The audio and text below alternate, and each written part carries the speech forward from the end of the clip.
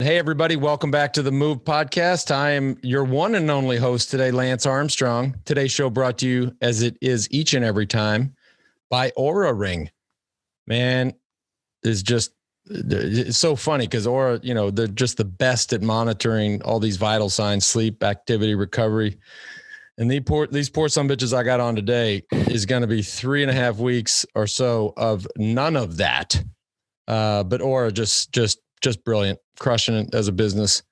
We're very proud over at Next Ventures to have supported them for a long time. Head on over to OURAring.com, OURA ring.com. Get you one now. They just released their new gold one for the holiday season. All you blingy mofos out there, go get it. OURAring.com. So this is not your typical episode of The Move, but I got to tell you, because I get sick of talking about bike racing. And when I think of, and I've seen some hard shit in my day, the Tour de France, all the spring classics and the terrible weather and Ironmans and ultra marathons, all this stuff. These boys just done outdid themselves and outdid us. So my 4 guests today. First, I just want to introduce my friend, Dixon Mcdonald, and I'll have Dixon throw it to the team. But I've known Dixon about a year. And I believe it was actually at our first meeting where you told me, Dixon, that you want to put together a team to race a rowboat across the Atlantic Ocean, which for those of y'all who don't know is 3,000 miles in a boat rowing with 3 other dudes, which to me, like, I'm out. Like, I will do anything. Okay. And it really actually is the ethos of WEDU. Right? The name WEDU comes from when you hear all this crazy stuff, and most people say, well, who wants to do that? And millions of people in unison say, WEDU. Well, guess what? You have drawn the line.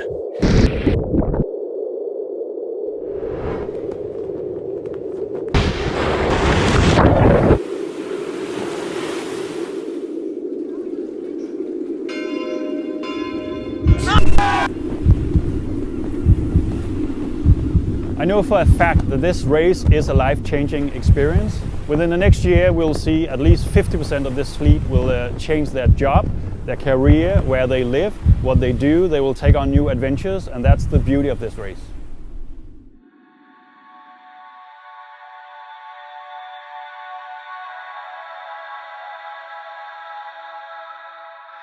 I'm looking forward to the extremes, the darkest nights, the biggest waves, the calmest waters.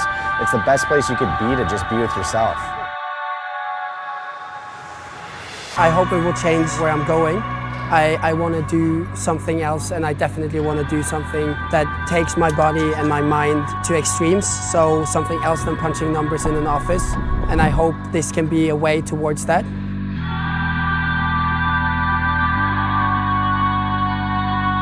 We have the biggest fleet ever within the Talisker Whisky Atlantic Challenge. It's a very focused fleet, concentrated, well prepared, so that's very good to see as a race organizer, and they are ready to go December 12th. Mate, we're feeling great. We had a bit of a mission to get over here from Australia, but now that we're here and we're sorted, we're feeling pumped. We've been preparing for the challenge for about 1.5 years now. This is a thing that people can do, and less than 1,000 people have ever rowed the Atlantic. I don't have any background in the military, no background in this type of stuff. This is something I've wanted to do for years. I just needed to find 3 other idiots to do it with.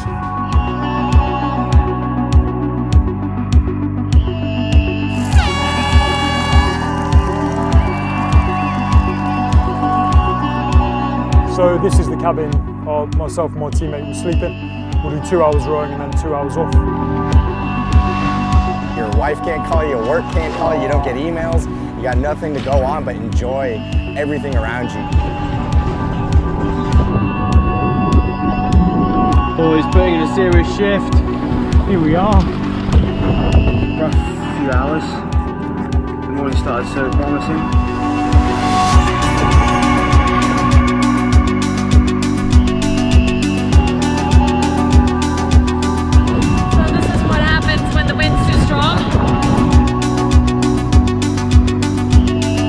Well, here we are, first thing in the morning. I'm about the halfway point.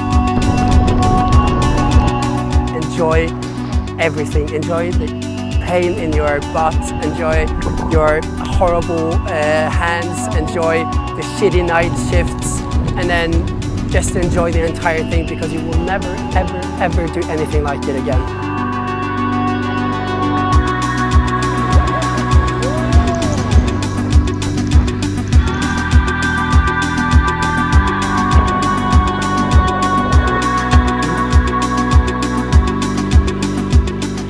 There were so many things, so many stressful moments, so many difficulties, you know, storms and all of those kind of things.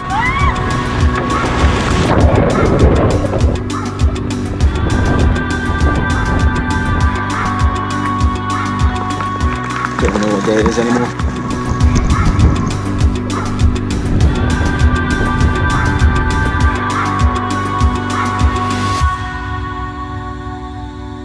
Oh my goodness! We're 20 nautical miles from Antigua now. Antigua, baby! Antigua!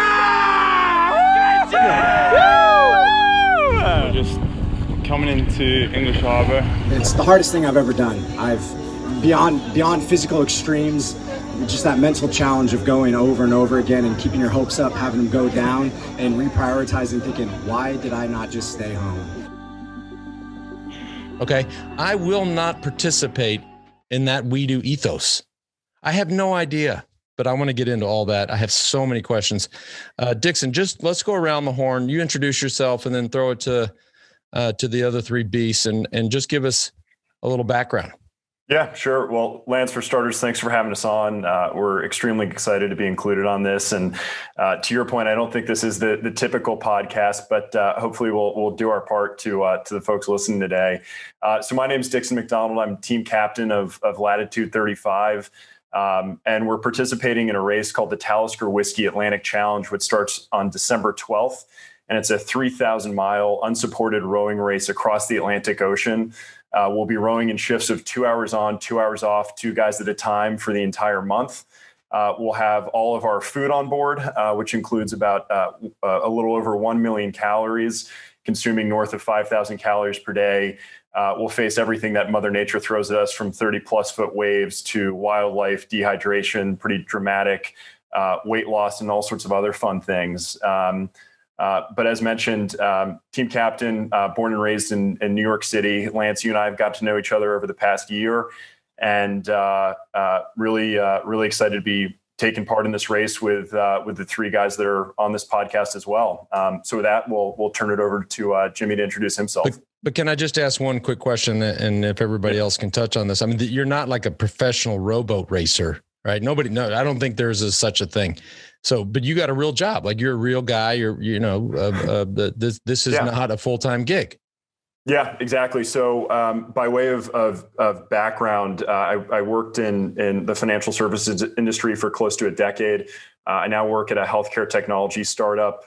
I had worked in New York and London, and now working back in New York City. And in terms of my athletic background, I'm by no means a professional athlete, but to your point about the ethos of WEDU, I've grown up playing sports my entire life, have been a competitive age group triathlete for about 10 years now, having most recently qualified for the Ironman 70.3 World Championships and the Boston Marathon last fall. And I first heard about this rowing race about 2.5 years ago, and was I think I had the same reaction, Lance, that you had when I first told you about it. It completely blew my brain out of my head, and was just shocked that people would even do this thing. And thankfully found some other crazy friends of mine who were just as interested in taking part of this, and not only devoting time to it, but treating this in a way like a second job. I mean, we have our 9 to 5s, and our 9 to 5s are actually typically longer than that every day. And on top of that, we've trained for a rowing race that less than 400 people have ever done before, relative to over 4,000 people that have climbed Mount Everest. And we've had to, through obviously a very challenging year, have had to battle gym closures, travel restrictions, log well over 120 hours on our boat, get certified in everything from sea survival to navigation and short range radio. And we've done it being on different continents. Myself being based in New York, my three teammates, as they'll mention, being based in London, Thankfully, Americans have been allowed to travel over to the UK this summer as long as there's a quarantine period. So I've been lucky enough to head over to the UK and work remotely during the day. And then on the weekends, we've been out in the boat and all sorts of weather, from hot and humid to freezing cold and pouring rain for 48 hours. So we've really seen it all. Jimmy, what's your story? So I was the last one to get roped in, Lance, and I blame Todd for that. But my background, I was in the British Army in a reconnaissance unit for just over 8 years and served in Iraq and Afghanistan twice. And then I moved over to run the largest ever medical research expedition to Mount Everest, and then took Manchester United Football Club around the world for their global tours, and over to the States, actually, 5 years ago, before setting up Polaris, which is a luxury experiential adventure travel company. And now I spend a lot of time playing with super yachts and taking clients to amazing places like Antarctica and Papua New Guinea and crazy places like that. So, but there's always been a desire to do mad, adventurous things since being in the army, from ultra marathons and a fair amount of cycling and other challenges I can throw my hat at. So when Todd came shouting, saying, "Hey, do you want to join the row team?" I may have had 1 or 2 beers, definitely, and immediately said yes. But the more worryingly thing was that my wife volunteered even quicker than I did to send me off across the Atlantic. So maybe she just wants to get rid of me. I'm not quite sure. We're not sure, but I tell you, the minute you step foot on a 150-foot, yacht that has a big motor and a bunch of people serving food, you're going to be a happy dude. Hell yeah. Man. Yeah. Just let me know. I'm happy to join on that trip as well. Jono, I'm sorry, Jimmy, you've never done this before. No, I absolutely hate a rowing machine in the gym. It's a grotesque piece of machinery, but something about being on the water. It's a good start. Uh-huh. All right, Jono, what's your 411? Yeah, so a bit of a similar story to Jimmy. I actually previously was in the British Army as well, and also served in a reconnaissance unit, although a different regiment, and served in Afghanistan in 2013. And then came out of the army and went into financial services, a bit like Dixon. And so again, no real experience doing this whatsoever. And I'd heard sort of, we all kind of got mates who have sort of maybe got a mate who, have heard stories of this being done. And I think I'd heard of someone doing it in the past, and it sort of had interested me, but I'd never had the opportunity to actually give it a go. And then about a year ago, I was introduced to Dixon, and it was one of those conversations that you have where you hear someone's doing something and you kind of, as a throwaway comment, say, "Oh, that sounds quite fun. I'd like to do that." And then was immediately told, "Well, actually, there's a place on the boat," and you kind of immediately regret saying that.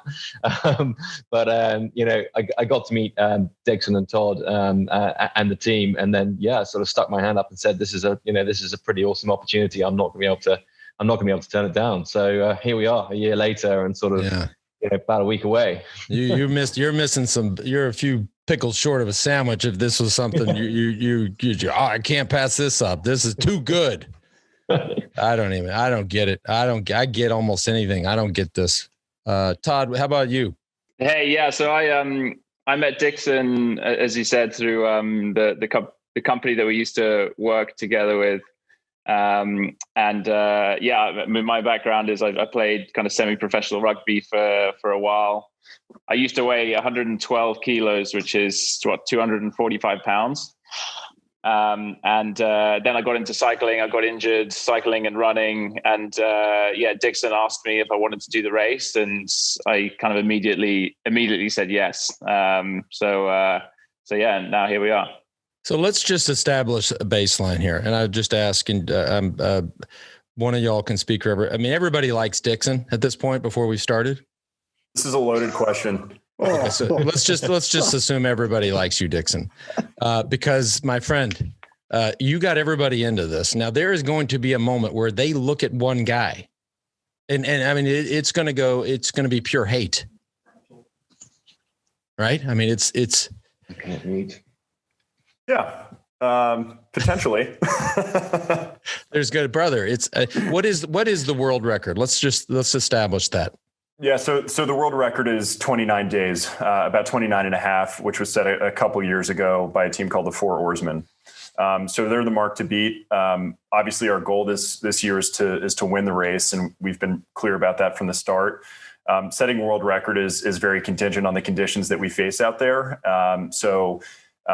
The four oarsmen definitely set a very strong mark. They had extremely favorable conditions, and essentially what that means, on top of being a very strong team, is that it means you have fast conditions, so big winds and big waves typically pushing you towards Antigua, which is where the finish is.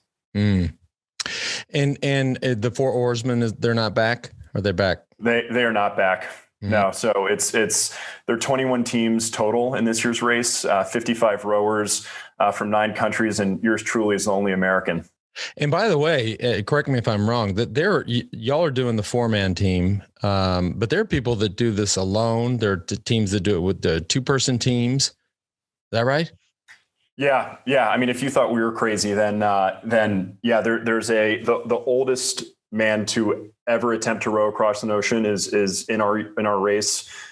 He is 71. Yeah. So it's just when you see the people that make up this race, it's truly incredible. The types of personalities and ages that you see at the start line, and also just the backgrounds. I mean, Lance, as you mentioned, I had no rowing background prior to this. I'm a New York City kid. My background in endurance sports started a little bit later life in the triathlon world. And when you look around the start line, I think there are a lot of people somewhat similar to us that have some sort of endurance background, a love for adventure and suffering, but not necessarily in rowing, which is pretty cool and unique. And obviously anything this hard, in like any sport in the world or event in the world that's this hard, there's separation, right? So let's just take, for example, the difference between first and second. I mean, there are no sprints here, right? I mean, we're talking about hours and hours or days in between, the best teams, right? Yeah, exactly. I mean, I would say the first place boat could finish potentially 2 months ahead of the last place boat. So there's a dramatic difference. And obviously the first place boat is typically a 4-man team just because there's more horsepower on board. Thankfully, we have Todd with us for that, while the rest of us sit back and relax. But no, typically the 4-man teams are the fastest, and the solos historically tend to be on the slower side, obviously, because there's only one person powering the boat. So there's a dramatic range, and as soon as we go off, which is a staggered start, it's every boat to themselves, supported by Atlantic Campaigns that are the race organizers in terms of tracking. But we have everything on board that we need for the entirety of the crossing. And this, just full disclosure, I mean, literally, like if you took me just deep sea fishing, like in the Bahamas, you start in some calm water, you go out and you kind of lose sight of land. I mean, I get sick immediately, like projectile vomiting. Like I get so seasick. So like in my brain, I'm just like, I just couldn't do that. Right. Is that just part of it? I mean, or maybe there's people in the world that just don't get seasick, but I would be sick, I think, the whole time. Or is everybody here getting sick? Am I clear? I think everyone gets a bit seasick. Like every single person gets seasick, even if you haven't been seasick before. And typically it lasts like 5 to 7 days. And people talk about the first 3 or 4 days, you feel like you're dying. And then from days 3 to 7, you wish you were dead. This is amazing. Yeah. And then hopefully it gets better. And then you just normalize or whatever. Then you probably get land sick, right? Because you're so used to moving. Then you get on land, something that's not moving, and you get the same inner ear. Maybe you don't get sick, but it's definitely must be trippy to actually stand up on something that's not moving all over the place. Well, not only that, but I think your calf muscles pretty much disappear by the time we hit Antigua, because we're on a 28-foot boat. We're all guys that are 6 foot and over, and all north of 180 pounds. And so for all 4 of us to be on a 28-foot boat, there's not a whole lot of walking around that goes on. It's not a luxury super yacht by any means.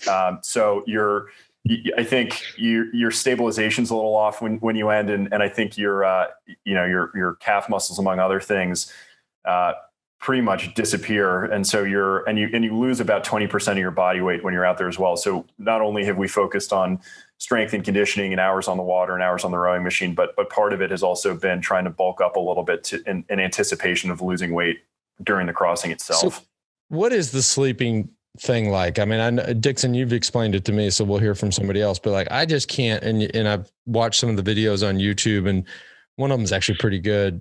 Maybe it came from the organizer, where they show this. I don't even know this, the hole that you all are supposed to sleep in, which is just, I just can't, I don't know. I'm totally mind blown over this, but well, I guess first question is, can you sleep, right? If you have 30-foot waves, I mean, are you really sleeping? And then even if it's just, somewhat calm, you're stuffed in there with another dude.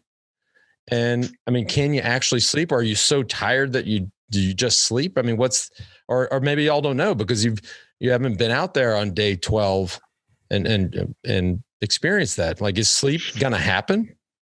So you've got two cabins. You've got a bow and a stern, and the way that the rotors work is that you should only, in theory, have sort of one guy in each at any one time. So you've got a little bit more kind of space than if there were two crammed in there, which we may get from time to time as well. But realistically, if we're doing sort of 2 hours on the oars and 2 hours off, and by the way, that ratio might shift slightly. If we're really going through a period when we're pushing, it'll be 2 hours on the oars, potentially 40 minutes off. So we're trying to kind of maintain sort of the momentum and the pace, because obviously it is a race and we want to be going as fast as we can. But I think if you're coming off the oars, right, you've got to feed yourself, you've got to wash yourself, you've got to admin, you've got to do a quick bit of stretching or bit of mobility, whatever you can. So realistically, you're probably looking at about 90 minutes of rest in that 2 hour window. So, it's going to be a challenge, and we're exploring different ways to try and get to sleep as quickly as possible, maximize that time that you've got available before, someone's knocking on the door and saying, 5 minutes and you're back on the oars. And as you say, Lance, it's going to be a case of, we haven't experienced what it's like 12 days in yet, but hopefully we'll get to that point where as soon as you get in and close your eyes, you're so exhausted, you're asleep pretty quickly. And this is, and again, I'm just for the listener, because this is so just the weird. But I want to just, if you folks listening or watching can think of, I mean, how wide is the boat? I mean, it's like 6 feet. It doesn't look very wide. Not even, I would say 4 feet. Oh, yeah. Even better. And long, I mean, and then it's what, like 30 feet long? 28 foot long. 28 feet. Okay. So 4 by 28, these cabins, you're just stuffed in there and this makes so the cabin in the bow is actually full length. So the good looking, pretty faces of Dixon and Jono are going to be able to stretch out fully. Whereas Todd and I in the stern, our legs actually go underneath the deck, which the guys are rowing on. And then we have all the navigation equipment and the radio equipment in there, and the tiller for the auto tiller as well. And did we just draw straws for this this selection, or how did y'all get screwed with the thing where you can't move your feet? That's just so bad. I think Dixon, being team captain, led from the front and thought he'd be up front. So Jono made a wise bet to go first on that. Let me tell you something. All of Dixon's loved ones, you better just say some prayers for this guy. He roped in these 3 nice chaps. Hell, 2 of them served their country. And this guy comes up with this idea to rope these poor guys in over some beers to row across the Atlantic. They might push his ass over. I'm serious. Thankfully, there's a personal tracking beacon attached to all of us. So in the event they do dump my body, I think hopefully people can still find me. and by the way, people, Dixon, I think you told me this, people have fallen overboard never to come back. Did I hear that right? Not as part of this race. There have been some in this race specifically. There actually have been no deaths associated with it, so it does have a sterling safety record at this point. There have been capsizes. We anticipate that we could potentially capsize if we do hit some larger waves. In the event that happens, the boat is actually made to self-right, so it'll flip itself back over. It just means that anyone that's in the cabin will get tumble dried in the cabin, and anyone on deck is going for a swim. But we are attached to the boat by a bungee cable at all times. So hopefully if we do fall off the boat, we're not going too far from it. And And the only other time we're going off the boat is to clean the bottom of the boat because there's, as you can imagine, there's crap that accumulates on the bottom. And so we scrape that off every 7 to 10 days to prevent the boat from slowing down. It must just be crazy wildlife. Like, I know what's in the ocean, right? Well, like a dumb kid from Plano thinks about the ocean, like sharks and whales and dolphins and stingray. I don't know. You guys are going to see some crazy stuff, right? I mean, you probably, there's been stories of previous editions where just awesome wildlife. And there's amazing stories of whales came up alongside the boats and their blowholes going right next to the boat and showering everyone, to the phosphorescent and the plankton at night lighting up. And every oar stroke, when you bring the oars out, it then lights up with the plankton, and that's pretty awesome. And then the stars as well. So there's a lot to see. You also get some flying fish that come out from the ocean and hit you smash in the face, and they smell like shit. So we're looking forward to that as well. Hopefully one doesn't land on deck and we don't find it until the morning. But so there's also some pretty... This is getting better and better. Thankfully, John and I are you're picking flying fish off. Yeah, exactly. Oh man. And navigation. I mean, obviously this is maybe the truest test of endurance that I've ever witnessed. But boy, you'd hate to be out there, feeling good, teams clicking, going along. And all of a sudden you're like, hey, I think we're going the wrong way. But the navigation, it must be pretty solid. I don't know if you're constantly monitoring that every 5 minutes or 10 minutes, or if there's an autopilot or something. Yeah. So we're really lucky that we've got, we have a weather router called Angus Collins, and he, from Beyond Endurance, and he'll be giving us every 12 hours, the heading that we should be on. He'll be monitoring all the weather systems and directing us around them, or making sure that we're in the best wind.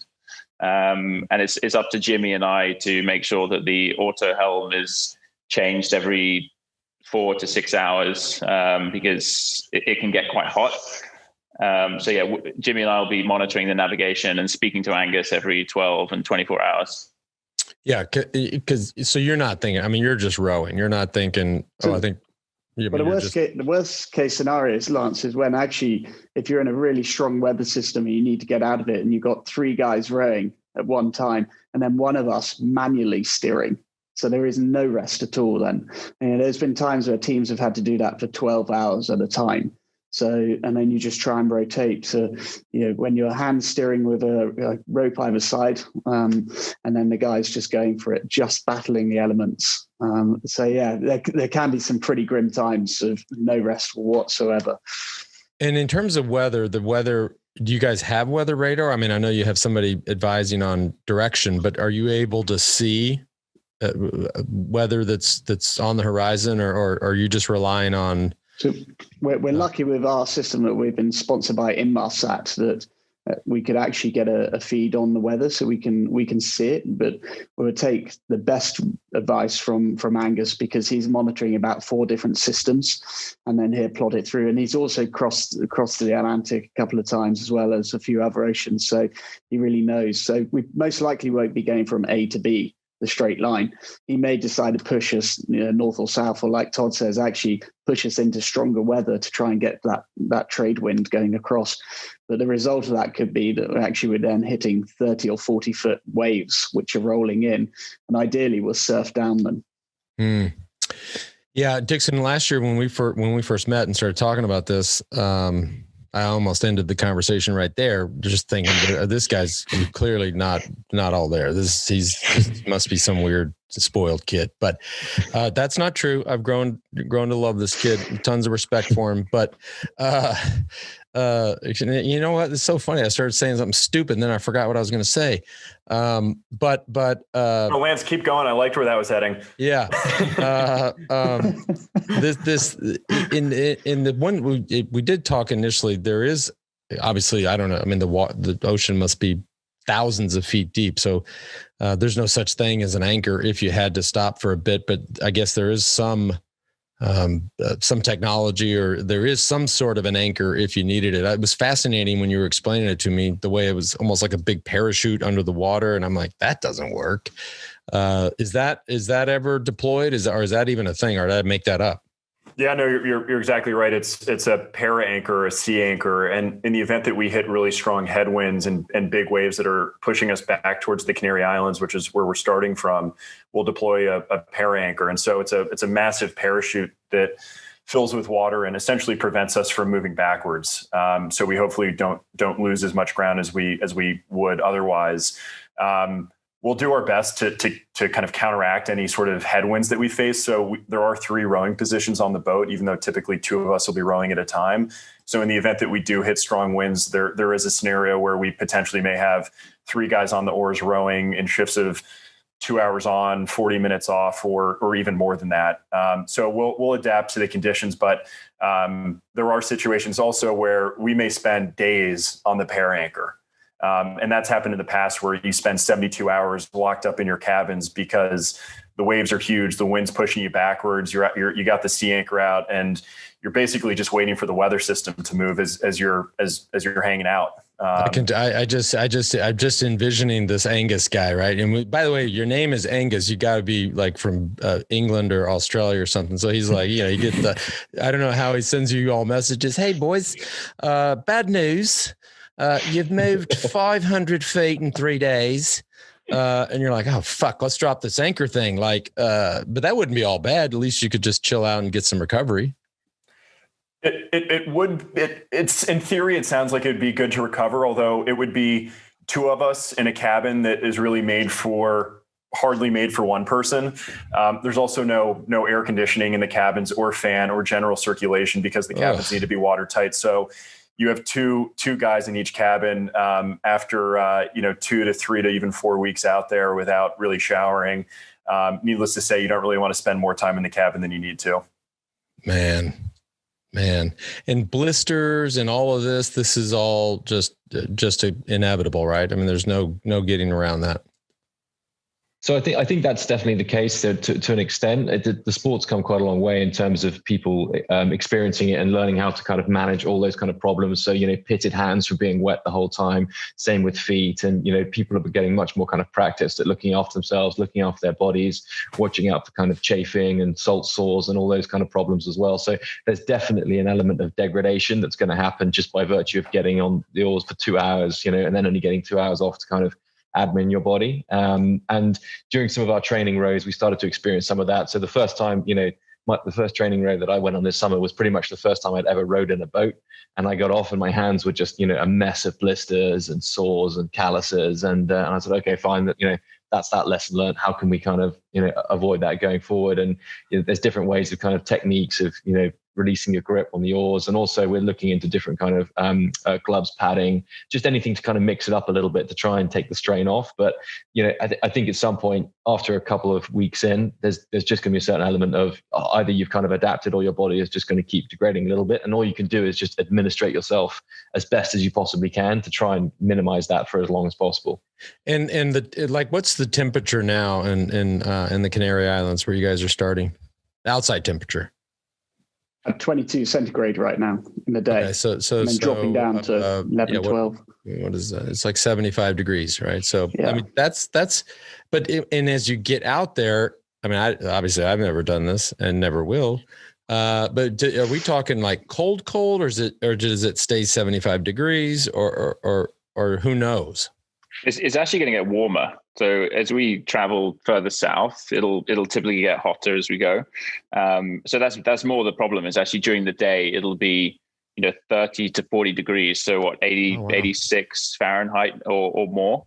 And so especially in the middle of the day, we'll be worried about the sun getting burnt. And in the cabins, as Dixon said, there's very little airflow. So actually we'll be worrying, actually not wanting to be in the cabins during the day because it'll be so hot. Now, the one thing we didn't mention, and this is I think the coolest part, because and we're going to do a multi-part episode of this of the move here covering this race. You guys have access to a satellite phone. You have a satellite phone sponsored. Dixon, you can unpromise this, but Dixon is going to call in, allegedly going to call me once a week. I hope we set a time. Don't call me in the middle of the night. I'm not going to pick up. I put my phone on mute. But so we're going to talk once a week. And which this is all fun. Like, this shit's crazy. I love asking these questions. Everybody's going to love this. Dude, I cannot wait for you to call me the first time. Be like, so what's up, man? Like, just the normal shit you say to friends. Like, so how's it going, Dixon? Like, are we still doing this? I think we'll be hating everything at that point. Yeah, no, I think so too. 7 days in, and then I think hopefully week by week things will improve. But I have no doubt that on that first call a week or so in, we'll be going through pretty extreme culture shock. It could even be all of a sudden I hear Jimmy's voice and he says, Dixon had a horrible accident. He got us and he slipped one day. He did not have his bungee on. He slipped, and we'd never found him. He's gone. I mean, but yeah, we got to. I cannot, dude. This is going to be my favorite conversation of the week. Every week. If you're lucky enough, we'll do a video call, and the one thing we haven't discussed is that we'd be running naked most of the time, actually, Lance. So that is not true. It's 100% true. Hang on a second. Just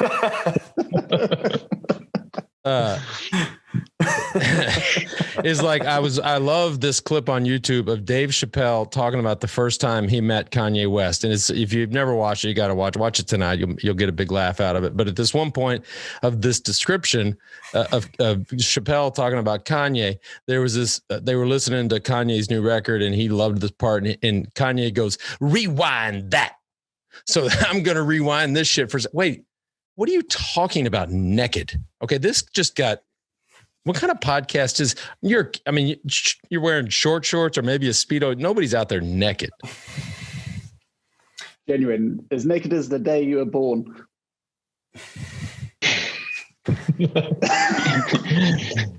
Dixon, this is what you normally tell everyone first straight away. I'm by the way, Dixon, you did not disclose this. Well, since we may have video feed, Lance, that'll be a great first call. You're may get some new followers out of this. I mean, I see you guys. Look at these four hunks. All the girls watching. They're like, oh my! And now they're going, oh my God, I wouldn't be on that boat. I tell you, if you got to be naked, I'm not going to be on the boat anyways. But if you got to be naked, I'm out. I'm really, really out. But what? Why? Why would you? The thinking behind it a little bit, to be honest, is part of it is a hygiene thing. Because if you're just continually rowing in the same stuff day after day, sweating in it, 12 hours of rowing, if not more per day, it just gets really grimy. And if you can also eliminate the friction between your butt and the seat as well, that we have padding and sheepskin that we'll put on the seat. And basically we've heard that rowing naked actually can be a preferred way and more comfortable way to do it. I can't even talk. I feel like we should start the show over and just start with that, because that is a major development here. Drop that bomb. Todd's just been doing his training naked on the rowing machine in the gym. Yeah. Yeah. And that's why he's no longer allowed to come to the gym. Yeah. I know it's COVID and there's not a lot of people going to gym, so I guess that's good for you. But that's I had a lot of other questions. I don't even know where to go from there. What? That is so fucked up. I don't know, man. I don't know. Maybe it's not a multi-part series. This is just, I can't unhear it. And I can't, because I'm imagining this as much as I can. What about, let's try to change the subject. What about music? Like, do we have any music going? I would need music like on very early on just to get me through it. Yeah, we've downloaded thousands of hours of music, podcasts, audio books to listen to while we're rowing. Friends have very nicely made playlists. We have a big speaker that we can put out on the deck and kind of crank tunes at all hours. That's good. I think especially at night when we're just at the point of hallucinating, to be able to put something on and get the tunes going at max volume is exactly what we're going to need. And then TV shows and movies for hanging out in the cabin. Because you got power, there's solar or something that can keep your iPad charged or whatever you're watching. Yeah, exactly. We have solar panels that charge the batteries, and then a modern luxury USB cables that can charge iPhones, iPads, et cetera into. So as long as we don't have any issues with the solar panels or with our batteries, which can also happen, we'll be good to keep everything charged up and keep the tunes going. Okay, so I'm sorry. I got to go back to this naked thing. I honestly, because that's shit. So does everybody do it naked? The majority of people do it naked. See, this is not all the videos on YouTube and all. There's none of this, right? There's nobody naked on the thing. Lance, the thing you should know, Lance, is that in last year's race there was a brother and sister who did it together. In this year's race, there's like a father and a daughter. With the daughter's friend and her friend's husband in the same boat. So out of all the teams, I think we're probably the most normal. It's all that they're all reality shows, but the one with like the daughters and the dads and the friends like that, you'd imagine, right? To be honest, it was just going to make a pilot. You're not going to believe this, Hollywood. Like these people are rowing across the Atlantic and they're naked. And to be honest, Lance, being naked's nothing because there is no privacy on board. So we're all going to lure in front of each other, literally a foot away from each other. So when you're naked, that's at least your worries. Jimmy, I don't care. I'm fine. I already feel like I know you all, especially now. I will deuce in front of all y'all right now. I don't mind that. No, this is yeah. Damn. What is, and I'll let, I know you, I don't even know what time it is there. I don't even know where La Gomera is, but I do roughly, but I'll leave it with this. And I'm so excited to check in hopefully every week. And I want to say this to a man so everybody can answer this. You go in any order, but what scares you the most? I mean, like really, really scares you. I'm not talking about getting tired or getting seasick. Like what scares you the most? There has to be, I mean, my list would be 100 deep, but what scares you all the most? I guess speaking for myself, the obviously the unknown is pretty terrifying, and we've trained for that. I think for me, just getting into a storm where we might not be able to maintain control of the boat in 30 to 40 foot waves, where the boat either capsizes or just flips on top of itself, to me is absolutely terrifying. I mean, thankfully we have the four of us on board. I couldn't imagine doing this solo, but that personally is we haven't experienced those conditions yet. We don't know if we will, but the idea of being 1,500 miles from either shoreline, pitch black at 1 a.m. in 30 to 40 foot waves and having the boat somersault if we're on deck, to me personally is definitely the thing that I'm probably most nervous about. Yep. Jimmy? I think Dixon summed up probably our biggest. What he just said is, believe me, is plenty scary enough. So if everybody just wants to go ditto, unless somebody else has something. Yeah, else. I think we've all trained and we know we've got all of our strengths and weaknesses, absolutely. But it is, you are against Mother Nature like no other event, I think. And we've been watching the Vendée Round the World yacht race, which is going on right now, and they've had some horrendous conditions and people retiring and breaking millions of dollars worth of boats and things like that. And yeah, they've got a lot more around them than us. And I think it's just knowing that you're a tiny, tiny little pinprick in the ocean that is, really brings it back to reality of quite what you're doing. And that there is no support around. You could be, if something happens to us, we could be 5 days from a tanker or a passing cargo vessel coming by to pick us up, and that means worst case scenario we're bailing out into a life raft, which also is a risk, right? I mean, they don't necessarily see you, right? You are just a speck out there to them, and unless maybe there's some sort of signal that gets sent out. But yeah, you get tagged by one of those, and that's not good either. Yeah, absolutely. Yeah. And I think for me, it's definitely what the other two have said, and it's the uncontrollable stuff, right? You can do as much preparation as you can, and you can create the best plan. But there's a saying in the military: no plan survives first contact with the enemy. And you can do all that you can to prepare, but actually there's a whole load out there that's out of your control. Seasickness is one, but definitely the conditions and the weather are another. And all we can do is hope that we respond to it as best we can, and we're able to get through it. For me, just I guess not finishing, and it's something that's out of our control, like stopping us from finishing. We've been preparing for this for nearly 2 years, and to not finish, and in my mind, we're trying to win the race. So I think that'll be the most kind of gutting thing if something happens that's out of our control. It means we don't win or we don't finish. That's probably my biggest fear, I think. Let's first focus on making it to Antigua in one piece all together. Okay. The winning thing, that might happen. That'd be great. Records, whatever. Let's just all get you boys there. Dixon, you told me this story, and I promise this will be my last thing, but you don't have to finish with 4 people. If you're a 4-man team, you don't necessarily, maybe for the official results you do, but you don't have to finish all together. You told the story of a recent edition where one of the guys got deathly ill and he just couldn't shake it. I don't know if it was seasick or whatnot, and they had to call somebody and come pick him up, which probably took days to get there. But then at the same time, another guy just went batshit crazy and was like, "Get me out of here!" This is at least the way I heard it. And the other 2 dudes, right? If that happens and 2 of y'all leave, I'm like, all right, well, I guess we're out. Like, let's all go home. And these 2 guys looked at each other and were like, should we keep going? And they're like, yeah, fuck it. Why not?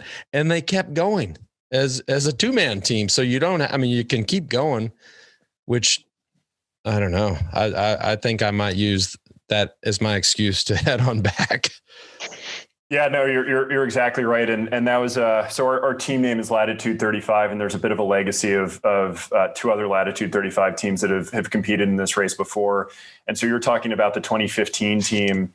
And so you're exactly right. There was one guy who got violently seasick and dehydrated to the point where he needed to be essentially medevaced off the boat and picked up by a support yacht. And then one of the other teammates just decided that he didn't want to be there anymore.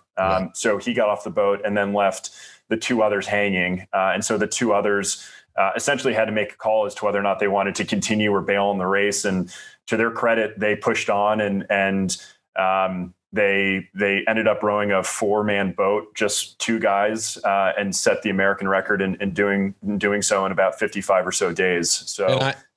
Yeah. And I also know one person in the world that they never talk to again, ever. You're dead to me. Right. This guy that just, I'm going to get out of here too. Like, you just can't, you're done. Yeah. I mean, I think, you don't know until you know, but I got to say, I couldn't be more proud of this team. I mean, we have faced, this year has been hard as shit, as I think everyone listening has felt too. And we've really come together as a team, and I really couldn't be more proud of the 3 guys that are going to be rowing alongside me and sharing the cabins with me. And I mean, I sure as hell know that if something comes up, there is no shot I'm leaving these boys behind. And I think they feel the same way. And we're really excited and just ready for whatever comes at us. So hopefully nothing too terrifying, but no, we're ready for it. And Dixon, you and I were looking at this last year. You sent me the link. There's ways, and I want to leave the audience with something, because they're all going to be like, what? I got to check this out. So on either the site or maybe on some of your emails I've gotten to friends and family, there's maybe the app. How are we going to track? And it's funny. Like, I was looking through the website, and there's just these little rowboats like in the middle of nowhere, and they're spread out everywhere. These fucking boats are everywhere. And now they're all naked. There's no naked stuff on the website, but so how do we direct people to the right place to go to see how you guys are doing? Yeah, thanks for asking. So you can download an app called YB Races, and enter in Talisker Whisky Atlantic Challenge 2020. The app will be live about 3 days before the race. Our team name is Latitude 35, so you'll be able to track us throughout the race. It'll be updating every 3 to 4 hours. We have a team Instagram page at LAT35 Atlantic Challenge 2020. We'll be posting updates there, and we have been now for about a year or so. So for anyone listening, if they want to check out our Instagram page, aside from just tracking us, we'll be posting pictures, videos, and just general updates there. And then obviously tune into the next podcast with you, since you've very nicely invited us back on in the weeks to come. Yeah, and we'll include all that stuff in our social posts as well. So, but can you upload images from the race? I mean, can you I don't know how data works out there, but are you able to update Instagram or all of these things, for example, out there? Yeah. So thanks to this sponsor Inmarsat that Jimmy mentioned. Jimmy, do you want to actually mention it, because it's a group that you're closest to? Yeah, so we work a lot with Inmarsat, when doing expeditions all over the world, and they agreed to sponsor us and give us a dome which actually sits on our boat. And so we got 24/7 connectivity with the world to send and receive data. So we'll be taking photos and videos and then uploading that into a cloud-based system. And then actually one of my team at Polaris is going to then manage our accounts for us. And we'll do all the social on where Dixon's spoken about on the Latitude 35 Instagram. And then also on the Polaris website, we're going to have a tracker there with daily updates, and we're going to do a bit of a blog and a feed of what's going on each day, and a general how we're feeling and what we're experiencing. I'm just chuckling again. You're telling the story, daily updates and photos. I'm like, I go back to the naked. We'll keep clothes on for those ones, Lance. If you want Instagram followers, by the way, here's 4 dudes rowing the Atlantic naked. You did send us some of those hats really quickly, and we'll just wear some of those. Some of these, the beanie, you just put that over your junk, take a picture. This is Kim Kardashian done. She's not going to be the most followed person. So fucked up. I mean, Lance, we do have socks and shoes on, so partially. I need a drink. I swear to God, I need a drink right now. Y'all are fucking legends, and y'all are crazy too. And I can't, oh God.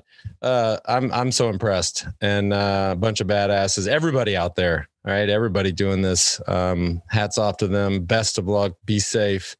And, man, row your boat, baby.